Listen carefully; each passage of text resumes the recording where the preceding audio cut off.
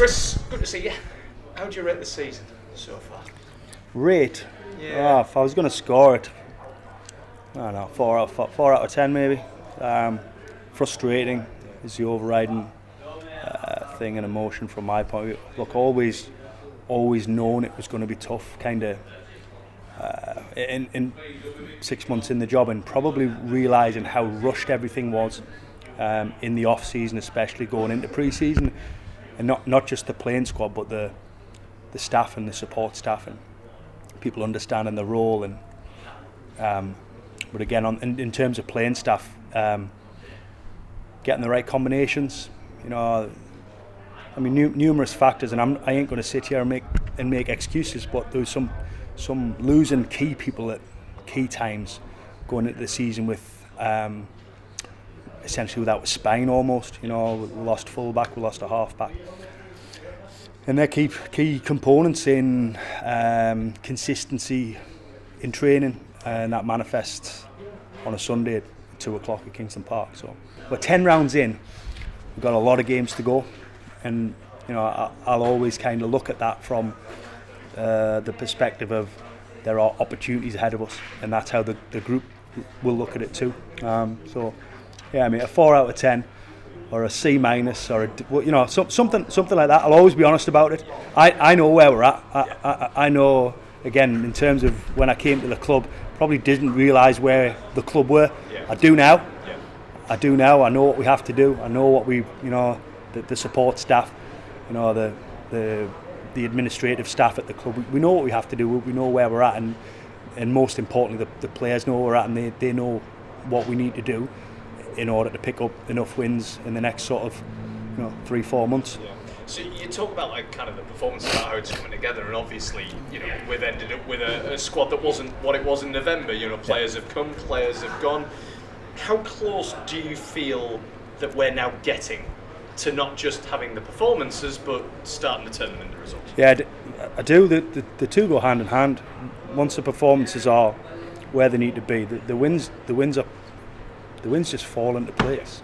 It's a byproduct of doing the right thing day in, day out, accumulating enough good days during the week, and back in January, I don't think the players knew what accumulating good days looked like. They know now, and they know if they don't accumulate enough good days, the week will end in disaster. So it's been my job for the last period of time to make them aware of what a good week looks like, what a good training day looks like, what a good day away from the rugby club looks like. And they know that now. It's just taken a bit of time to get that. And the balance of the squad is a lot better now than it was at the start of the year. So I can talk till the cows come home about that stuff, but that stuff needs to happen very soon. And I suppose the fans are seeing it as well. Obviously, we had over 1,000 in the weekend, which is cracking to see so many turn up at Kingston Park. Do you feel like the fans are understanding that? Do you feel like they understand that this is going to take time, repetition, etc.? Yeah, I hope so. Whether they do or they don't, it is going to take time. Yeah. And I've always said, Andy, my office is always open. I'm accepting and receptive of anybody that wants to talk about stuff. And it was great to see that many on the weekend. Just a little bit disappointed at how we probably couldn't nail that performance. There were glimpses and glimmers, but that's not good enough at this level. So hopefully they do understand, and if they don't, it's down to me and the other people at the club to make them aware of where we're at, because I know where we're at, and it's that word process. There's a process to achieve anything, and unfortunately process takes time. You mentioned York before, obviously in the Challenge Cup. We were so close on that day. What did you learn from that day that you can help you out going into this weekend? Because like you said before, this is much more important. Yeah, so the previous York game in the Challenge Cup, we changed a couple of our kind of fundamentals offensively. We changed our game plan, just without going into too much detail. We just changed some stuff that kind of are more about the basics of the sport, generating ruck speed, playing on the front foot, and looking for some cues and indicators from the defence. And that was the best we did it all year.